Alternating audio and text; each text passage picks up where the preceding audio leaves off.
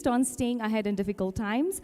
That's why, as we navigate the challenges of the business world, the ability to adapt, innovate, and thrive in difficult time has become a true testament to our resilience as well. Our next session promises to provide valuable insights on this very topic. Allow us to introduce the distinguished Mr. Hakirat Bedi, and he is an esteemed professional in the FMCG industry with over 24 years of experience and an impressive 21 years dedicated to the esteemed Daba Group. Mr. Bedi's journey spans diverse product categories and global regions. His expertise has left an indelible mark on FMCG landscape, having excelled in pivotal roles encompassing sales, marketing, business development, and international business. His footprints extends across India, South Asia, and Southeast Asia. A true testament to his excellence, Mr. Bedi has earned the honor of being recognized as commercially important person, not just once, but twice by the Ministry of Commerce. Please join me in welcoming our keynote speaker, Mr. Hakirat Bedi, Business Head, SARC Business, Dabur Nepal Private Limited, on the session, Staying Ahead in Difficult Times. A huge round of applause for him, please.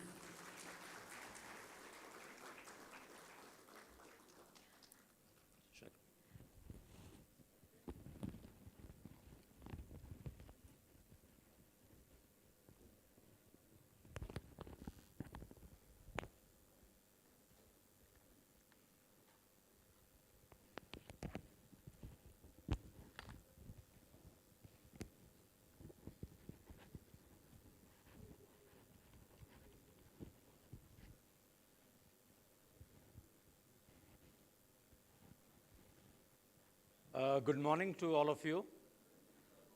Yeah, at the outset, I would like to thank Mohan Oja ji and Growth Sellers for giving me an opportunity to speak at this very important sales summit. Very grateful, very honored, very humbled for this initiative of yours. Before I start, I just would like to just give a brief idea about myself. I started working in Nepal from 2007. I've held various roles in Nepal and India. And I started my career in sales. So I think I would relate to most of you in this room, and most of you would relate to me. As we go forward, the topic that I was given was staying ahead in difficult times. And as sales professionals, I think we have all seen some pretty difficult times. And through my shared sales experience, my Nepal perspective, and having worked during difficult situations, I'll make an endeavor to present a few strategies, a kind of a template to navigate these tough and turbulent times. So,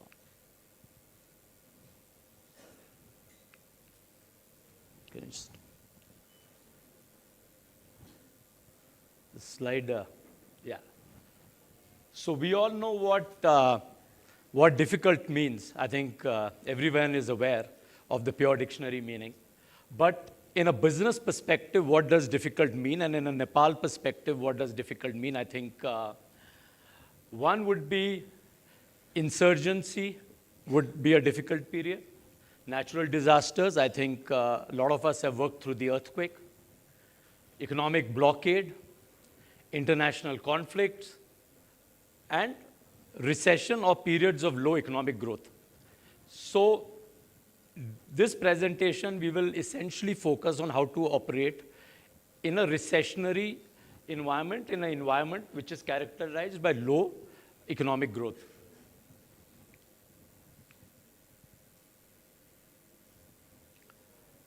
So all of us are aware that Nepal's economy is facing very, very difficult times. So we have low GDP growth, coupled with very, very high inflation, about 7 to 8% inflation. There's a drop in imports. Imports are down by about 16%. So in an import-dependent economy, imports being down basically means there's a sharp consumption slowdown. People are consuming less, and there's less demand, hence lower imports. Then we go down to government revenues. Oh, sorry. Just go back. We go down to government revenues. So if an economy is dependent on imports, that means imports drive revenues. So because of imports, you get customs duty, you get VAT, you get excise duty. So imports falls, the government revenues falls.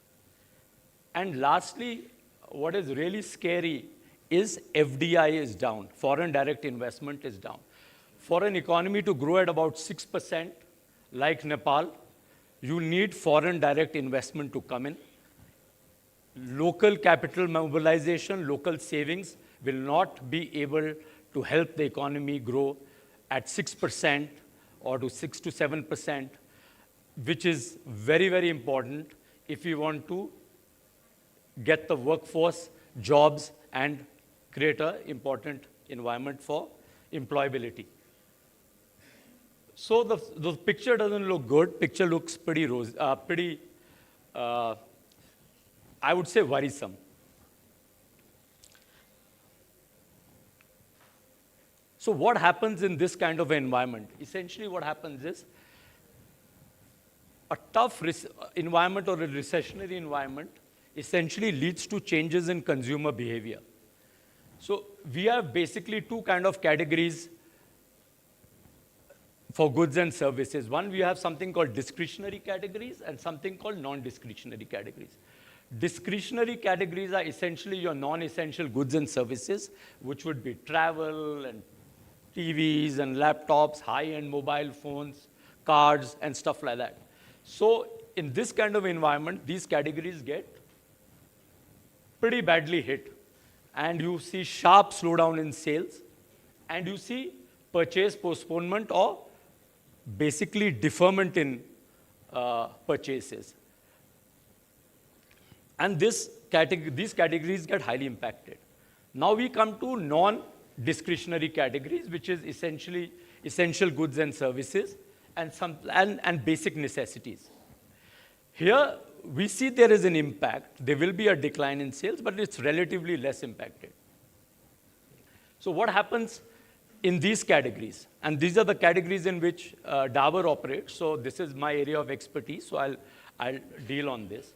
You see greater value seeking. So your consumers want price offs, your consumers want promotions, your consumers are looking for discounts. People become more value seeking in tougher times.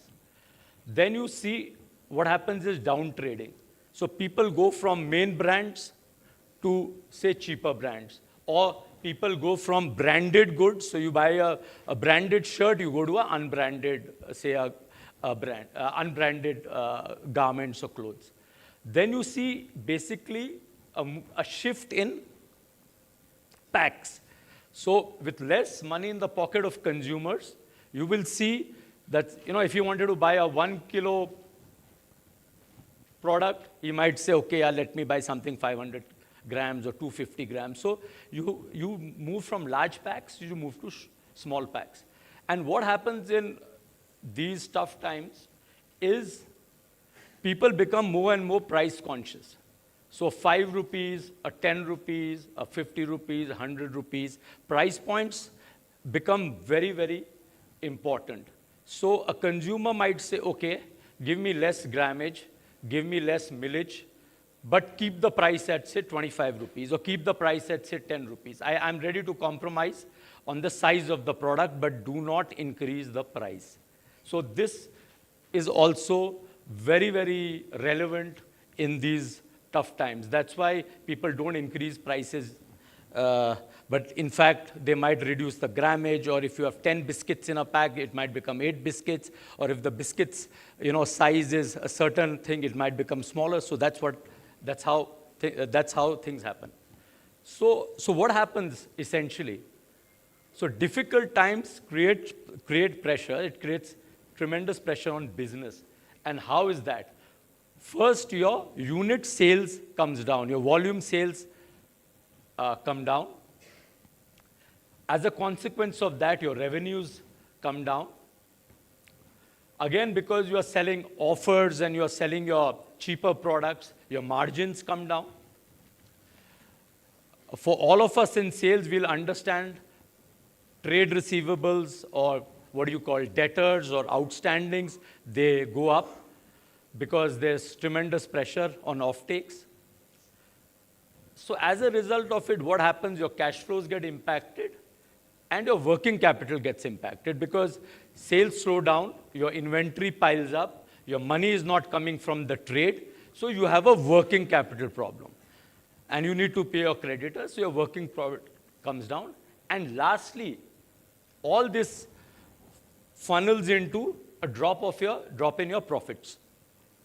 And as all commercial entities, and I think all of us probably work in commercial organizations here, commercial organizations are not altruistic, they work for a commercial consideration, they work for profits. So if profits are down, it's a real cause of concern for everybody. So in this kind of a scenario, who feels the impact first? Who gets impacted first? It's the sales professional. It's the sales function. So the first impact of this tough environment or difficult times is faced by the sales professional. He is the first touch point who feels the pain.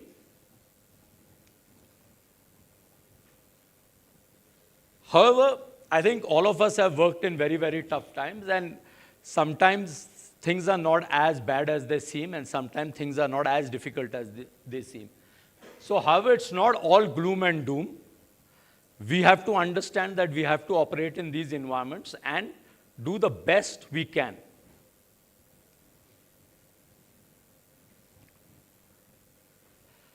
So what I want to say is we can navigate these turbulent waters, and most businesses in Nepal have navigated turbulent waters, have seen tough times. So what I want to say is, as sales professionals, we must believe in the first instance that we can come through these tough times.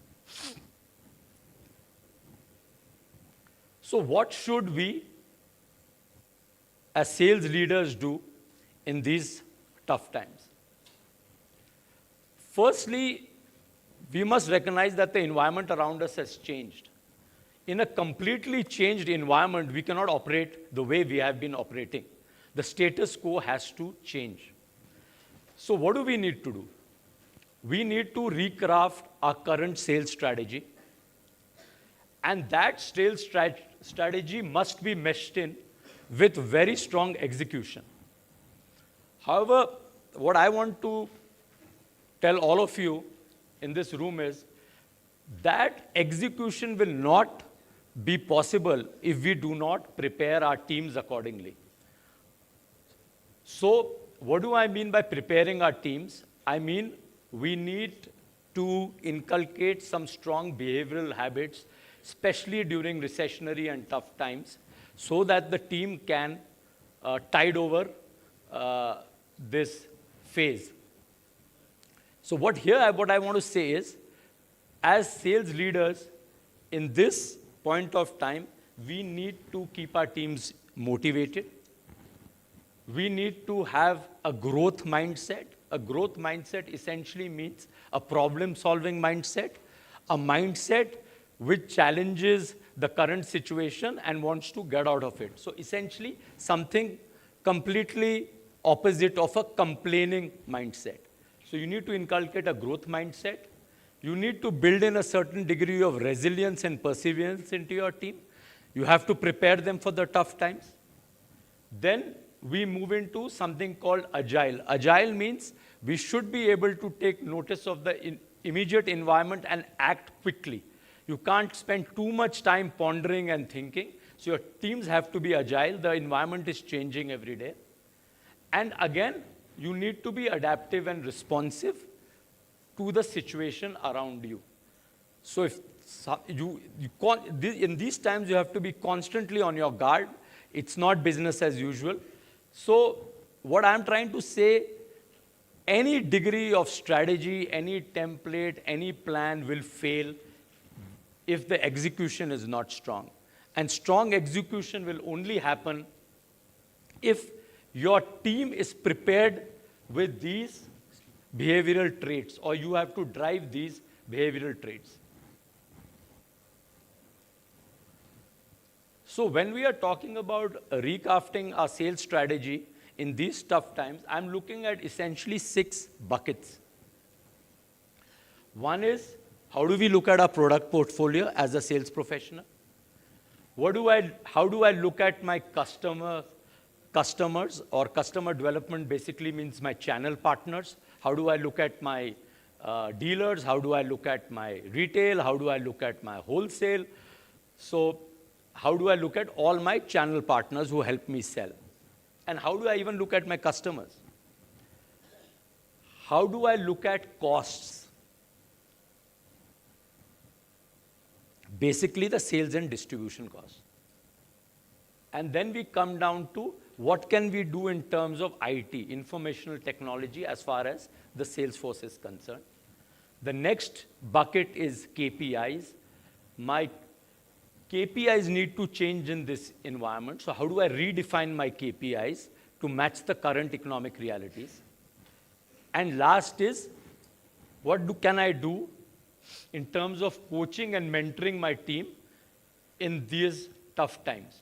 So largely, I will just take you through these 6 buckets and what we can do in each bucket to basically prepare for these turbulent times. So let's start with the product portfolio. So as a sales professional, in these times, you really need to look at your product mix. You really need to reassess your product portfolio. So what do I mean by reassessing your product portfolio? You need to optimize your product mix in these times.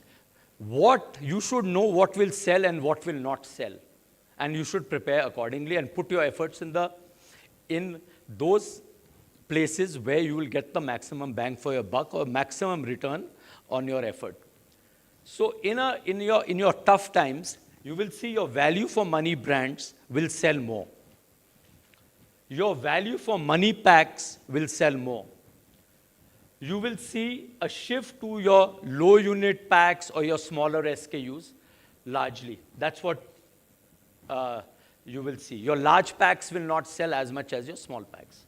So your, say, take it out of a FMCG thing, your big TVs might not sell as much as the smaller TVs. Or your more expensive mobile phones might not sell as much as your basic mobile phones.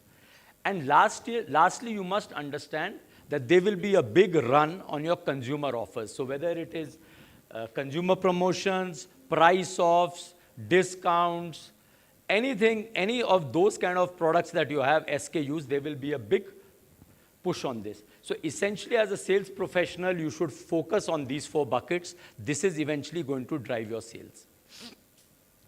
But what happens when you basically sell this kind of assortment? When you sell this kind of assortment, you will see a margin pressure. So you will have your bosses, you will have finance, you will have everybody saying, the margin is getting diluted, we are not making enough money. So somewhere, we as sales professionals also need to don a business hat. We all the time cannot be just looking as being just a salesperson and selling. We also need to have a larger perspective, don a business hat, and see that how can I make up this loss in margins? Can I make some effort and sell some high margin products that I have? What can I do? It will be difficult, but can I sell some high margin products? Also, in these tough times, you should always be scanning for any opportunity sales that can happen. Always. Like in Dabur just now with dengue, we are seeing a huge opportunity sales in our Odomos packs. So you should, as a sales professional, be able to scan the environment, get early warning signals, see where can I get the opportunity, and then prepare the organization and said, opportunities are coming in space A, B, C. Please produce these products. Please make these readily available so that I can sell. So this is how one can look at your product mix. Be aware of what will sell and push those SKUs or brands or products accordingly. Next is, we are looking at customer development. As far as customer development means, basically means we should support our channel partners, we should support our dealers, we should support our wholesalers, and we should support our retailers. But what do we mean by support? Because money is limited, money is a constraint for most organizations. You cannot keep everybody happy. So who do we keep happy in these times, or who do we protect in these times? The question is, you have to protect the core. I think everybody knows Pareto's principle, 80-20, 70-30, whatever you call. 70 to 80% of your business comes from 20 to 30% of your customers. So in these tough times, I think that 20 or 30% of your customers, you have to basically ring fence. You have to basically see that they are supported and protected, and they do not go to the competition. They don't take agencies for the competition, or they do not move towards the competition, or they sell more of your products and less of the competition. So you've got to be very, very cognizant of your core customers, and how do you protect them? How do you protect them? You give them special offers, you give them extra credit, you help them with channel financing. So they have to get a differentiated offering than what your regular dealers are getting. So they have to feel special in these tough times, and they have to feel that, yes, the company is looking out for us. Secondly is the omni-channel presence approach. Whenever things are tough, we just can't be very, very fixated in our thinking of saying, I will only sell in general trade, or I will only sell in modern trade. You have to have an omni-channel approach. You should be able to touch your consumer wherever he shops, and you should have an offering and a way to reach him wherever he is. So if he buys from general trade, you should be available. If he buys from modern trade or department stores, you should be available there. If he likes to sit at home and shop on his laptop or on his mobile phone, you should be there through e-commerce or be present on a website. If he likes to, at least for Dabur with our juices, if he likes to consume off premises, you should be there at a restaurant or a mall or a nightclub. So wherever possible, we should be able to touch the consumer and provide him offerings and a mean to transact at each and every medium. So also, in challenging times, generally we are so crisis focused that we are only seeing how can we just go through this week, next month, this quarter.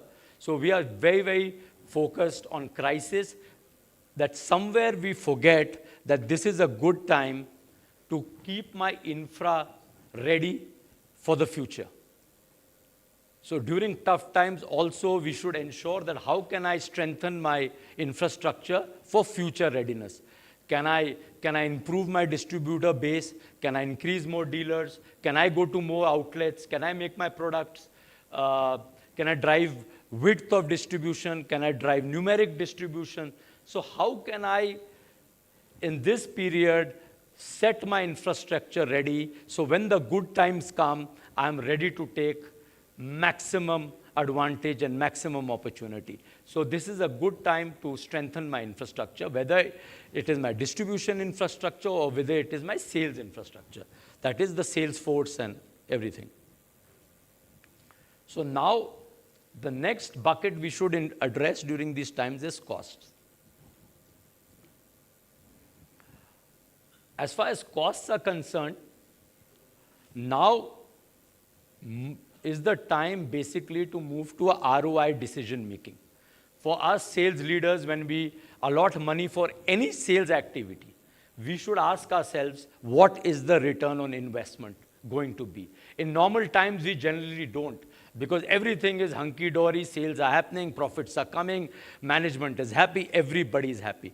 But you have to understand during tough times, your finance department is going to be very tight, your boss won't be able to spare budgets. So how do I manage in these tough times? So every decision as far as your sales and distribution costs are concerned, any initiative should be backed by a very strong return on investment. If the ROI is not strong enough, you should not even touch it. You should just drop it.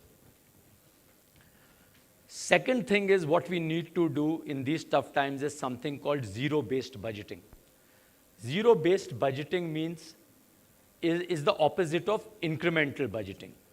Suppose we have a cost, any cost, say van expense or something, or any distribution cost. Normally, how do we budget? Okay, this year it was 10 rupees, next year I'll take a 10% increase, it will be 11 rupees. So that's how normally we budget, incremental budget. But in tough times, we need to do zero-based budgeting. We have to ask ourselves, is this cost required in the first place or not? If last year I spent 10 rupees, can I spend 0 or can I spend 2? We have to question each and every cost.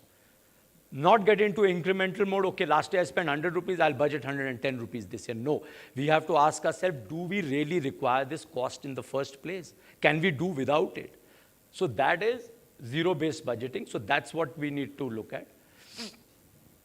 And the third thing is, if you want to save costs in this period or be very cognizant of your spending, you need to have very strong cross-functional alignment.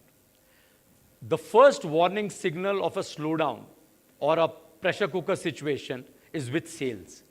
So it's the duty of the sales leader or the sales professional or the sales officer, RSM, ASM, anybody. It is his duty to circle back to the organization and tell them that there is a slowdown coming. So please, carefully let us plan our raw material procurement. Let us carefully plan our packaging material procurement. Let us plan our production accordingly. If there is a slowdown, we need to inform the supply chain that there is a slowdown. We need to inform the operations head there is a slowdown. Otherwise, you have a slowdown and lots of RM is coming, lots of packaging material is coming. The factory is just producing and you have a massive working capital issue. So, number one. Number two, you need to completely align your finance that there is a slowdown. Goods are not selling. What will this lead to? Collections from the market are going to be poor. Collections are going to be slow. So your finance guy needs to know that. He needs to know that the flow of money is not going to be like usual. So as a result, he can prepare himself also.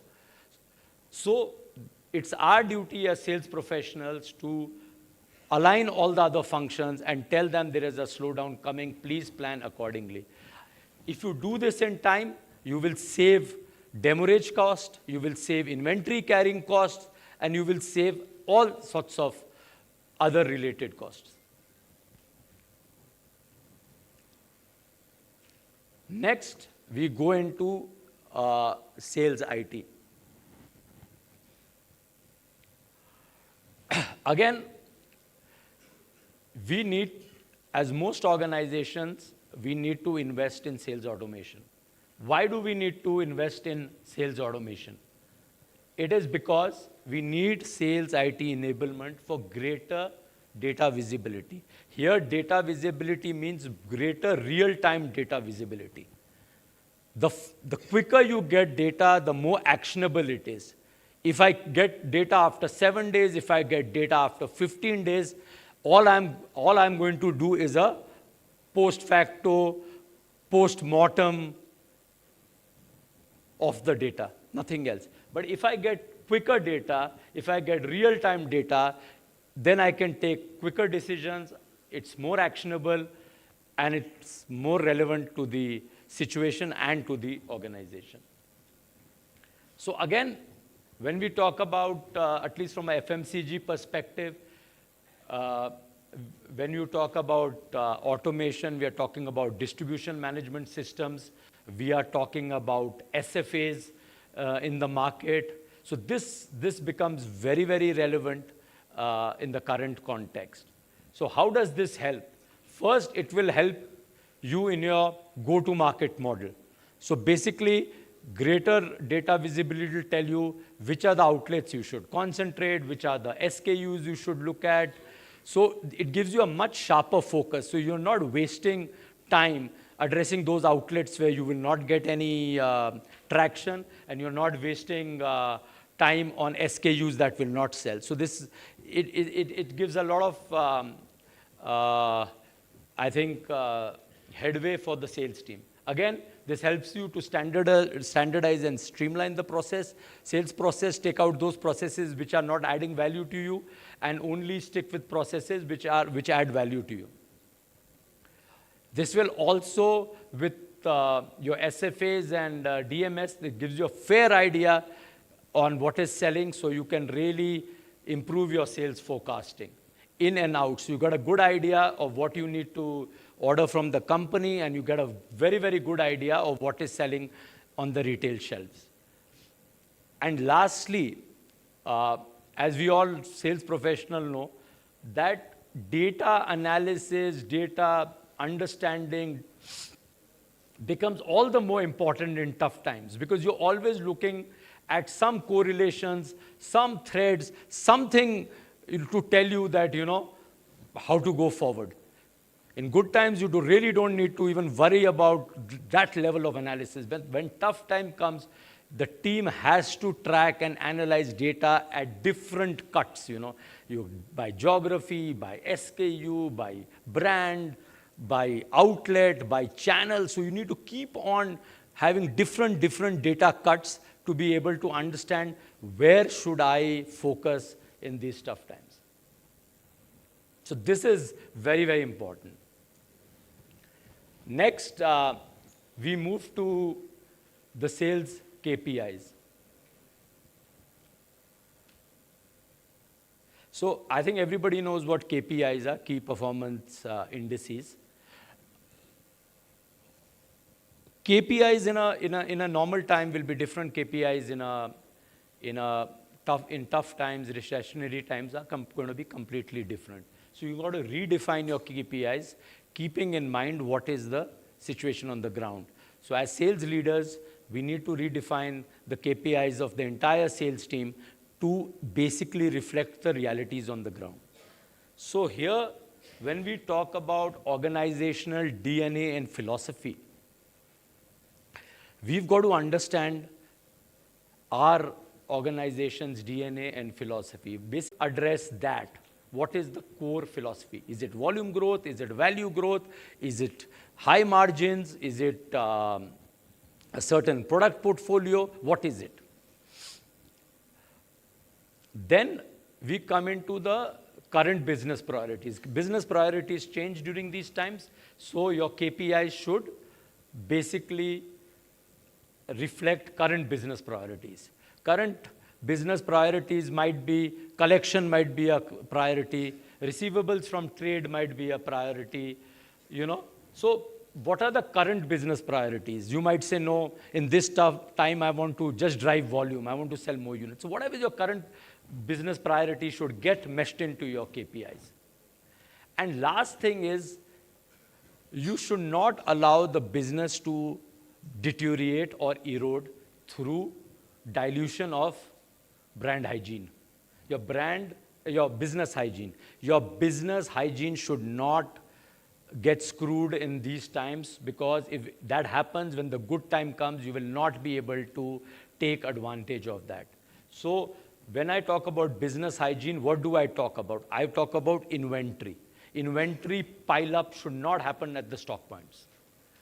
Then what do we talk about? We talk about inventory aging, especially in products like foods, juices. You cannot allow your products to age, because products aging will basically lead to damages, it will lead to expiries, it will have a huge cost on your company. And third, when we talk about hygiene, we talk about outstandings. If you allow your outstandings, if you allow your collections to deteriorate, you will be getting into bad debts, you will get into litigation, you will get into court cases, which will again create mess for you in terms of costs. So be cognizant of your organizational DNA philosophy. Please tell the sales guy, what do you want? What do you want as an organization? He should be very clear. Secondly, the current business priorities should be handled. Current business priorities might be, I want to, should go. So he should be very, very clear on what is the current business priorities. And last is business hygiene, or what we call means to business, should be clearly, I think, highlighted and should be clearly focused. Means to business is as important as doing business. Your means, how do you do business, is as important as achieving business results. So business hygiene becomes very important. Outstanding should not go up, inventory should not start piling up, and stocks should not get aged, because you will be then forced to give liquidation offers. You'll be forced to give 1+1, and that will create huge costs on your organization. And lastly, during tough times, the role of coaching and mentoring becomes all the more important. And here, let me just take you through what do we say in terms of coaching and mentoring. So you have to essentially create a safe and supportive environment. There will be pressure, but as a leader, you need to create a safe and supportive environment for your team. If you don't do that, your team will not get back to you with problems on the ground. They will start hiding facts, they will start hiding data, they will start hiding issues, because the first thing they will understand is, if I tell this to my boss, he is only going to shout at me, or he is going to take some punitive action or measure. So if you are able to create a safe and supportive environment, you will get to know from the ground level up what is the situation. So that becomes very important, and you'll really get to know what is the thing. If your team hides data, if your team hides facts, and if your team is not open and transparent about what is happening, you will never be able to come up with solutions, or you'll never be able to tailor-make any solutions to help them. So it will be garbage in, garbage out. Next is empowerment and accountability. In these turbulent and tough times, decisions have to be taken on the spot. So you have to empower your teams. If you have a very rigid command and control structure, where every approval for every small thing needs to be taken, your teams are not going to be able to take action quickly. They need to be sufficiently empowered so that they can take action. If they are sitting at a dealer point, they should have that empowerment to take action. If all the time they have to ring up their boss will ring up his boss will ring up his boss. If you have a very, very slow communication system, and you have a very strict command and control kind of a structure, you will not be able to be agile enough in these times. You will be inflexible, and you will pay for it. So empower your team and make them accountable.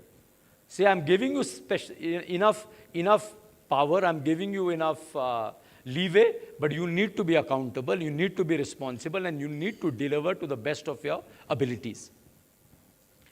Then we go to the third part, which is foster learning from shared experiences. Here, again, in a sales team, there has to be greater connect, there has to be greater communication within the team. Lots of companies use WhatsApp, Viber, different platforms for the sales team to communicate. Here the question is, one person can share with the other what has gone well in his geography, how he has managed a situation. These shared learnings help the team. Sales officer A can say what did he do well, how he succeeded. Sales officer B can tell his strategy. So there is a pool of knowledge and a pool of resource, and we have shared experiences. Here also what I would like to say, that everybody's team has some senior people, some junior people. Senior people would have seen tougher times, junior people would not have seen. So we need to pick the brains of the senior people, and we need to tell them that, please share how you operated in very, very difficult and tough times. Please share it with the rest of the team. And also motivate them and tell them that they can come through these difficult times. So that also, your senior resources will play a key role in this. Lastly, upskilling, and this is a good time to upskill and reskill your teams because it's a changing environment. So this is a good time to do that. And lastly, what we are saying is constructive feedback. So here again, the thing is, a lot of times we as sales professionals always say, don't bring problems to us, bring solutions. So I think that approach does not work. We have to jointly address the problems and solutions with our team. I don't think the teams can just bring the solutions. And also we need to give them feedback in these times, but that has to be constructive feedback. Constructive means we have to give them pointers on how they can improve their performance rather than just telling them, ye nahi ho raha, wo nahi ho raha, that kind of a thing. So it's got to be okay. You're not able to deliver on these KPIs. This is what I feel as a sales leader or as your boss, you can work on these areas. So there has to be a constructive feedback, not just a negative or a meaningless kind of a feedback. So I think it's become more and more clear that we are living in a increasingly VUCA world. And that's a reality. That's not going to go away. It's a clear reality. And what do you mean by VUCA? So VUCA means a volatile, uncertain, complex, and ambiguous. And what I can say is, in my first 10 years or 12 years of my career, I haven't seen these kind of changes which people are seeing now. So a lot of people who started their careers in the last 4 or 5 years, the kind of changes they have seen in the environment, they are going to be more resilient than all of us because right at the start of their careers, they've seen very, very, very tough times. Whereas, we saw relatively stable times in the beginning, in the earlier parts of our career. So this is going to be, if something is not there today, it will happen tomorrow. So it's going to be increasingly volatile, and we need to be mentally prepared. And as sales leaders, we need to mentally prepare our teams. Cushy times, good times are not going to be there forever, but we have to be prepared for that.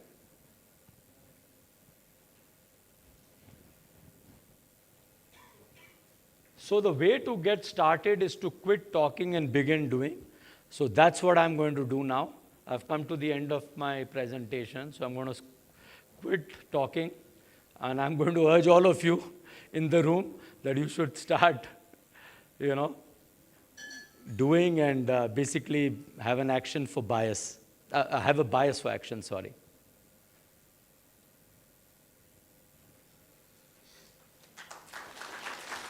So, thank you. I just wanted to end the slide, resonating hope. So, basically winter, after winter comes spring, after darkness comes the dawn, and there is light at the end of a tunnel. So, let's not get so gloomy, let's not get so demoralized. I think all of us are strong, resilient salespeople, and I think we should be able to overcome these tough times, and I think we should be able to overcome even tougher times in the future. I think I just want to pay tribute to all people who work in Nepal. I have worked here. I think it's a very, very tough environment, operating environment, and I just want to actually praise all the people, especially the sales force and the front line in Nepal, because I think they work in very, very tough conditions, tough operating environment, far more VUCA than India and other areas of Southeast Asia. And I just want, salute to all of you and hats off to all of you for the kind of work that you have been doing for your respective companies. I think they should treasure and value you if they're not doing so already. That's it. 45 minutes. 45 minutes. Thank you so much, Mr. Bedi, for all that insightful session. We'll do the discussion, but we will take some questions from the floor. Kehi प्रश्नहरु छ भने we'll take 3 to 4 questions. एउटा यहाँबाट प्रश्न आइसकेको छ, so we'll take that one first.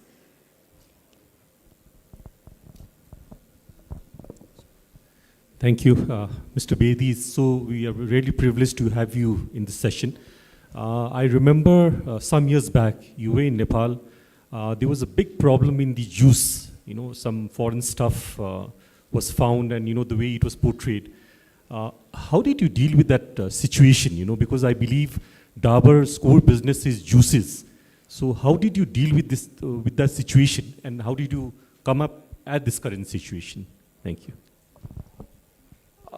Yeah, we had a problem a couple of years back. I don't want to go into really what led to that.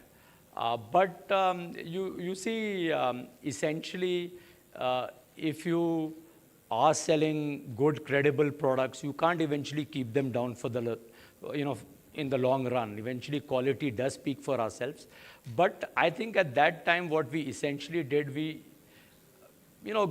took a number of measures essentially to basically re-establish the quality of our products, re-establish the superiority of the products, and basically re-establish the credibility of our products. So I think we had done a couple of advertisements using some celebrity influencers from different walks of life who talked about the credibility of our products, people who used to use our products from different fields. We did that.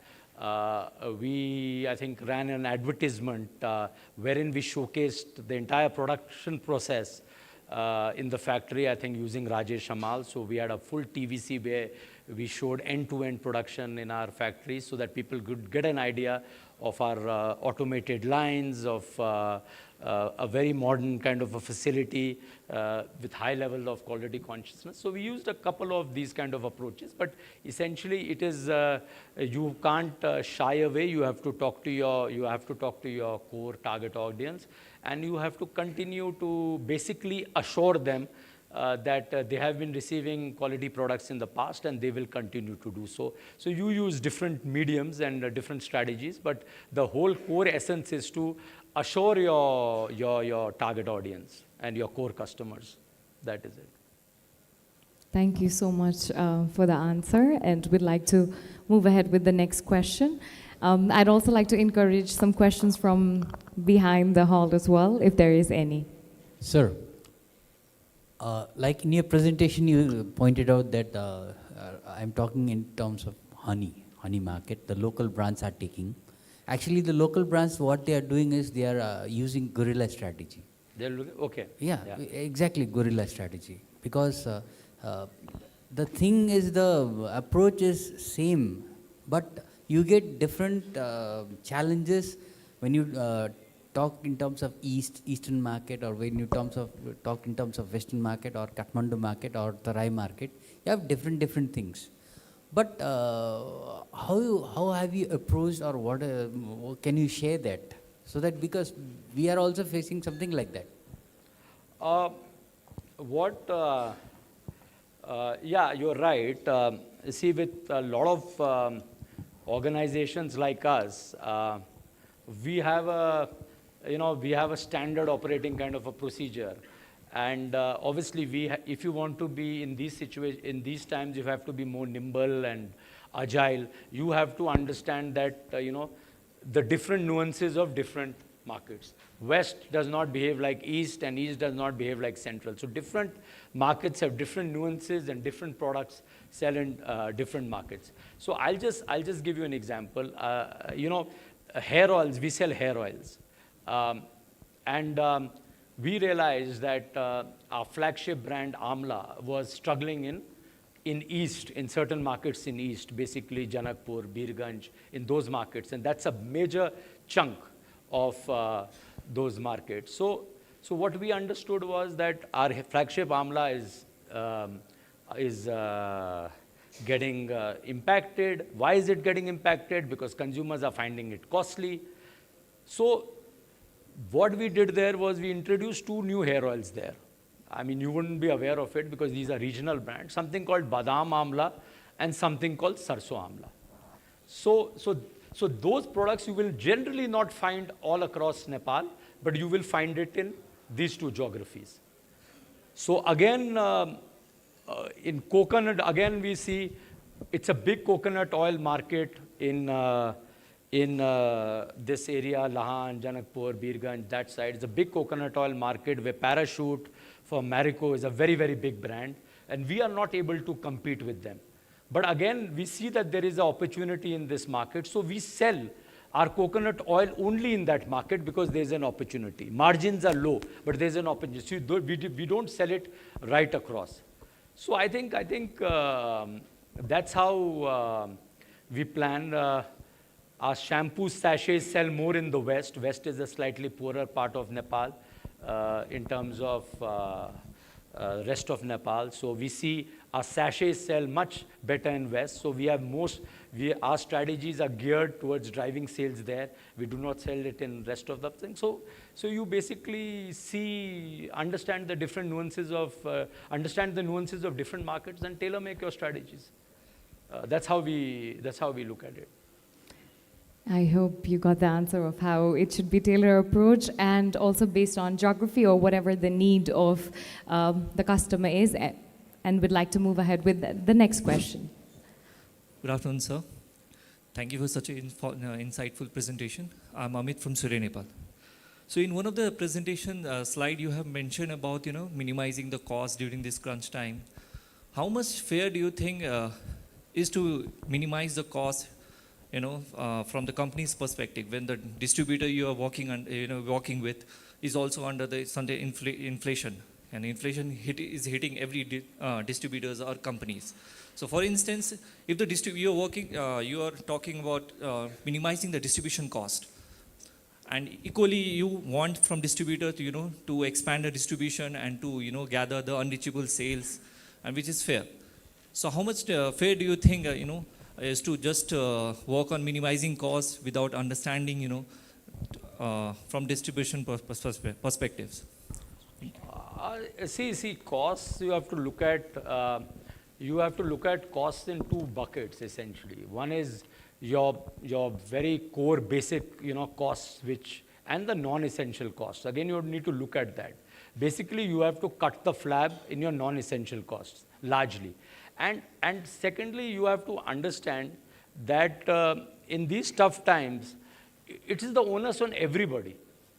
Organizations can't cut costs. If organizations have to cut costs to survive, so does your distributor, so does your retailer, and so does down the level, people have to cut costs to survive. And you need to understand what costs you can cut, what costs you can't cut.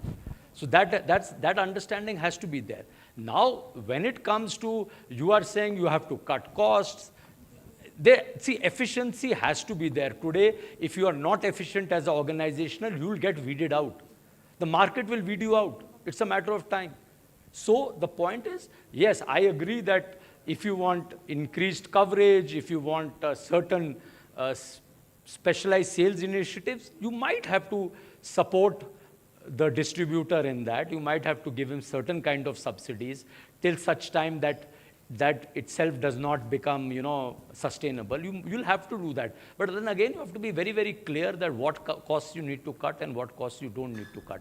But what I'm trying to tell you today is that efficient firms will survive. Inefficiency will get hit, will not be rewarded. Inefficient firms will get weeded out. It's very simple. It's survival of the fittest, survival of the people who are able to adjust and adapt. Thank you. But everybody, what I'm saying is everybody, which we need to tell our distributors also, everybody will have to cut costs. Your distributor cannot have extra costs and then he comes and tells you that I am not making adequate ROI. He also has to ensure costs are in line. Then he can come and tell you, I have cut all my costs, I'm not making proper ROI, then please help me. But, with frivolous costs, he can't come to an organization and say, oh, help me, I'm not making ROI. So everybody has to tighten their belts. That's what I feel. Excuse me, can I ask one question, please? Yes. Yeah. My name is Raj Rimal. I represent Sekhar Insurance Company. In your presentation, you have, very specifically mentioned about the economic downturn that we are currently undergoing, right? And you also have several measures in place, what do's and don'ts, vis-a-vis internal, reforms, things and all. So what really are the critical points or, pre-warning signals, I would say, where the current economy is going through?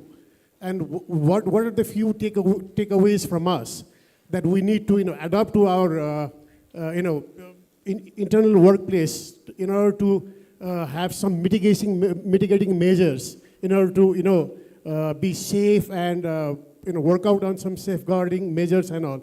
So what really are the critical or concerning areas that currently our country is going through? I'm asking you especially because you are global companies, you have your internal, assessments of the regions. So what would be the areas of concerns and the areas of mitigating measures that we need to adopt immediately? See, the first area of concern is low GDP. If the basic economy is not growing, how do you expect growth for your own goods and services? It's very, very difficult. So the first question is your GDP is not growing. So that is a major cause of concern. Nepal is a country with a low base. And generally, we in soils know where there is a low base, the quantum and opportunity for growth is higher. Countries with very, very high basic GDP find it difficult. So if India can grow at 5 to 6% with that size of GDP, Nepal growing at 2% is a major cause of concern because the GDP is small and the headroom for growth is high. So slowing GDP is the first sign that trouble is on the way. So number one. Number two is inflation. Inflation at 7.5 to 8%, which is the NRB inflation, which a lot of people say the real-time inflation is even higher. So 9% inflation. How is a consumer going to consume? I mean, he is going to cut back. So again, if you are in, as I mentioned, if you are in discretionary categories, you are going to be in for a very, very tough ride. Because people will postpone their purchase. A lot of discretionary categories are linked with interest rates. You must understand, if I want to buy a car or if I want to buy a big TV, I need to borrow money. When you go to borrow money, the interest rates are very, very high. So, and it's not easy to get loans. So again, that's another problem. So all this is basically coming down to one thing. It is consumption is slowing down.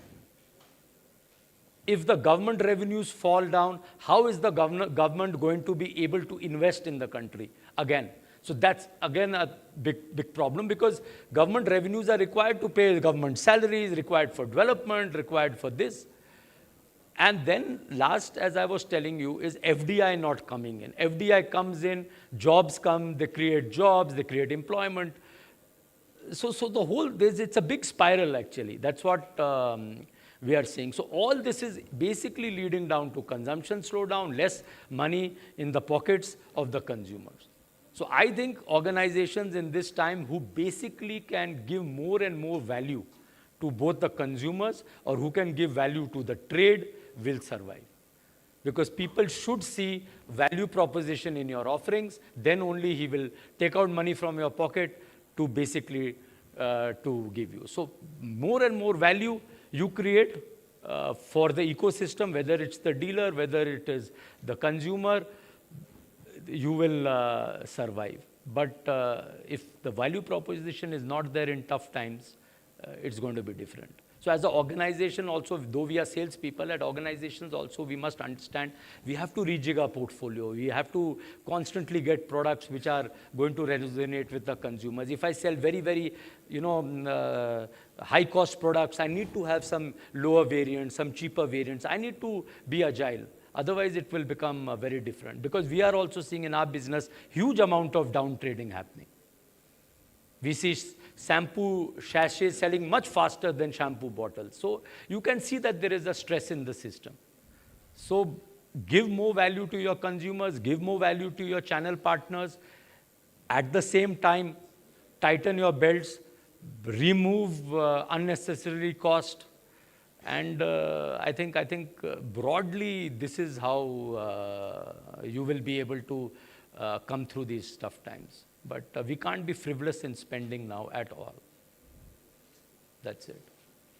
Sure. Thank you so much. A huge round of applause for Mr. Bedi. Well, as I mentioned how insightful his session was, for now I'd like to invite Mr. Mohan Oja, Chairperson, Sales Summit Steering Committee, to please be on stage as we appreciate and definitely say for this important keynote speech. Thank you so much, Mr. Bedi. And we'd like to move forward with the token of appreciation. Thank you so much for being a part of this and for your valuable time. As he mentioned of how there is changes in time, and as there is changes in time, thank you so much one more time.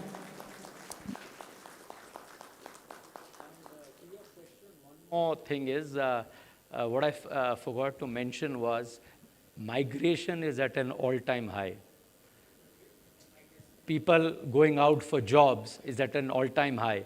So that also basically shows the kind of, hopelessness. Why do people migrate when they are seeing that the situation on the ground is not conducive to pursue their dreams? So migration is an all-time high. So that also shows that, there is a genuine stress in the system. Thank you. Thank you so much. Thank you, sir. both of you. Sir. And I'd like to request you to please be seated. As he mentioned about value proposition, I think that is one context we need to always remember. And different contexts, jasto context cha त्यस्तै related geography ko कुरा गर्नु भयो अथवा need को कुरा गर्नु भयो. It's not just based on geography, but it's based on overall what is needed and what we give भन्ने खालको एउटा perspective चाहिँ राखिदिनु भएकोमा thank you so much. And also, as he mentioned, in these difficult times, I really liked how he provided the recrafting sales strategy. It was very clear and very concise as well, and lovely presentation. I really like the visual as well. तर उहाँले भन्नुभएको जस्तै एकदमै motivated team, growth mindset, resilience and perseverance, agile, अब कसरी चाँडो act गर्ने, के गर्नु पर्दो रहेछ, अनि त्यो pre-planningले चाहिँ धेरै कुरा estimate गर्दो रहेछ, कस्तो भइरहेछ, कस्तो भएको छैन, and how we adapt to it is so important. So I think it was a chunk of everything जुन कुराले हामीलाई अहिलेको यो present situation र present theme सँग relative सबै keynoteहरू he presented in a very beautiful way. So thank you so much, Mr. Bedi, one more time. And now we have a lunch